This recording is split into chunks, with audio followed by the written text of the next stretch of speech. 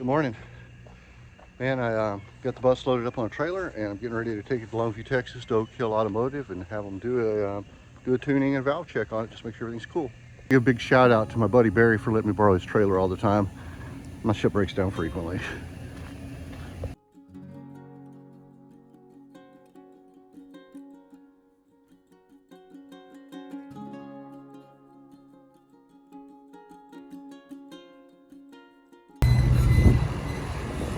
Alright guys, had to stop and grab some breakfast. Heading on to Longview, Texas. Actually, maybe I may have, yeah, I've got one place right here for my weld that's coming out, but then the rest is this back flange.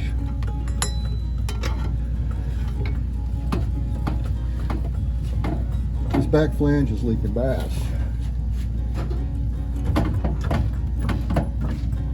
But I definitely got a no, I think I'm good, man. This thing didn't fall down far enough.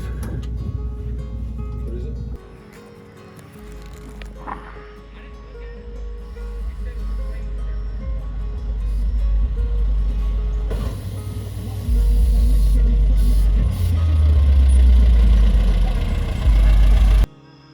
So I got out here today and this evening, I started messing with the bus. A long story on that one, but I got the headache rack thing installed, so that way if I well, let's see if we can, I don't know if we can see it inside here or not. You see the rack that's up above. It's kind of hard to tell, but there's a rack up there for putting like blankets and stuff, so it's pretty cool. I'll get it in the daylight sometime.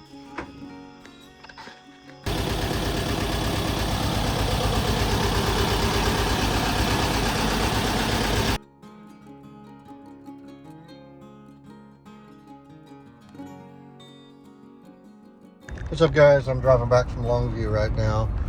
Left the bus there, Daniels. The valves and stuff, we adjusted them all. I didn't have them too far out of whack at all. We had some issues with watching. We're not sure if the lifters are not pumped up or may have a #1 cam lobe that's gone flat.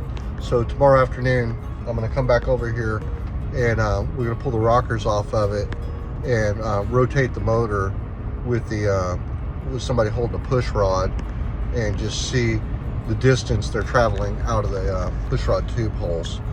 So I don't know, hoping it's not that. If it is, the only fix for that is to split the case and throw another cam in there.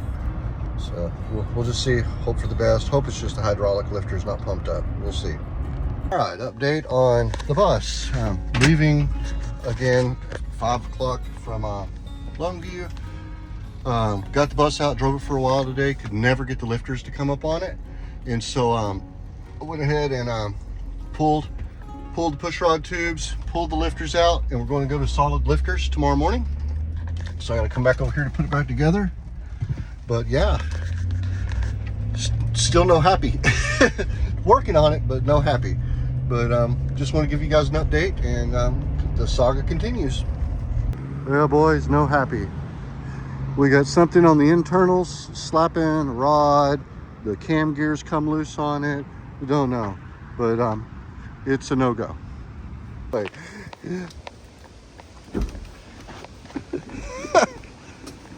Wow, dude, that's crazy. Okay, let me get on.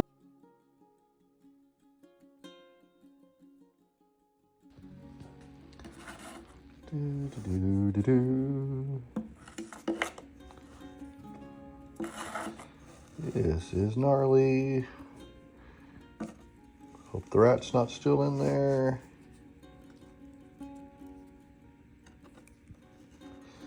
What I'm trying to do here is access down in this hole. Hoping and praying there's still a spark plug in there somewhere. But so far, I've gotten this out of there, and it just keeps getting bigger and bigger. So, I just want to lay eyes on that plug. Make sure this thing wasn't left with the internals exposed. Okay, that right there was all in that hole. But luckily, if you can see there's a spark plug down in there. So thank you, Jesus. All right, guys. That lost spark plug everybody loses on top 4. Today's your lucky day. I'm gonna recover you. But here we go.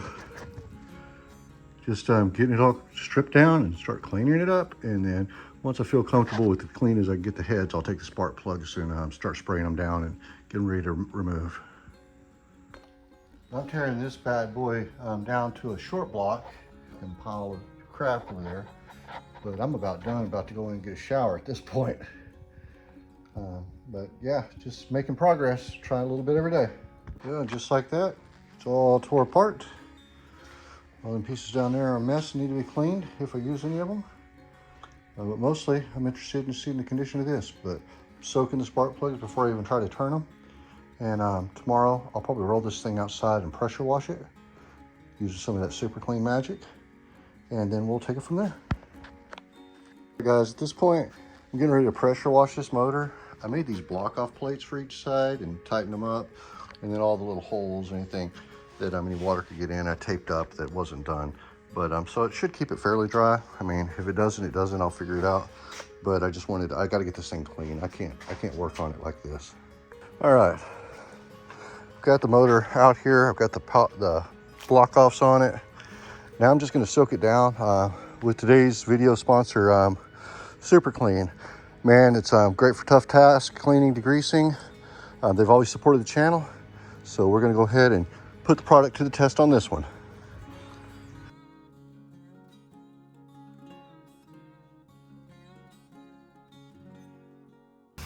I've always had really good luck with Super Clean, but anytime you're degreasing something, I mean, there is a limit to every product as far as what it's capable of doing. So you will have to do some elbow grease, but these products like Super Clean, they really loosen up everything. So I'm gonna soak it down real good, sit it for a little bit. I got my old pressure washer. I cleaned the carburetor on it. I haven't started in a few years, so I dumped the fuel out of it.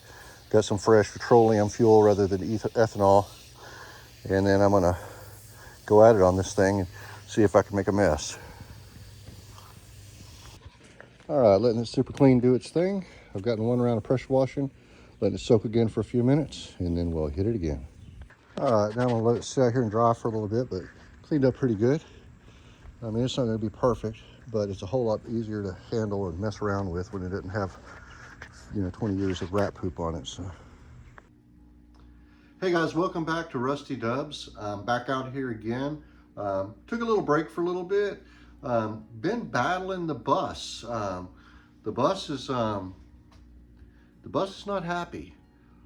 Started out I know y'all watched the last video where I had replaced the cylinders on the bus because it had a bunch of blow by and stuff on it.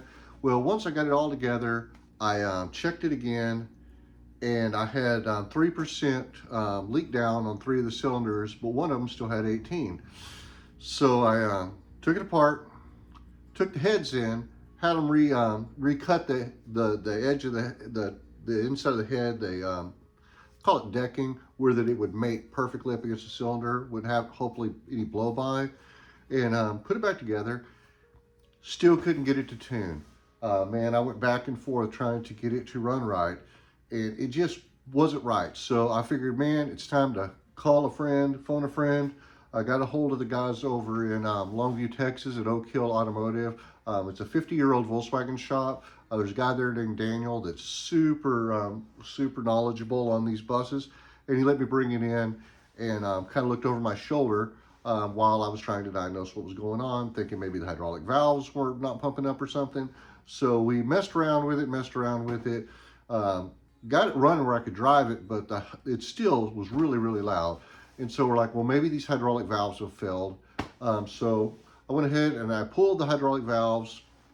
Then we put in solid lifters, or hydraulic lifters in is what I'm trying to say. Then we put in solid lifters in it, readjusted everything, and it was still super noisy and wouldn't really properly take a tune.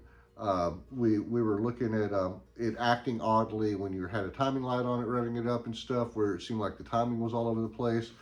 And we kind of concluded that something has come loose inside the motor. Either the gear on the cam is like re-indexing back and forth or something. I had never split this motor before. Previously, when I built the motor, we basically just checked the end play on it, and we're like, you know, and looked at the actual crank where the rods were bolted on. It looked good. I put in fresh bearings on the rods, cylinders and pistons, had the heads reworked and put it together. Turns out that was probably not the best thing to do. So anyway, I'm done working on that motor. I went and picked up another motor from my friend JT. He had it in a bus out his shop, and it's something he's never going to build. He's not a Type 4 guy, and so me and my son went and picked it up. We brought it back home. I started cleaning it up, and now I'm about ready to tear it down to a crank and get it ready to examine all of the internals on it, and then get it over to Oak Hill Automotive to have them verify the conditions of the components in the case, and we're going to build another motor for the bus. So anyway, I wanted to tell you guys thank you for the guys that have subscribed. We're up over 800 subscribers now. I've got about 140 something videos up. So definitely, after you watch this one, maybe throw on a playlist or something, man. I need the views. I'm just a few hundred hours from being able to get an opportunity to get partnered with YouTube, and I'd appreciate any assistance that I could get from you guys. I hope you enjoyed the video.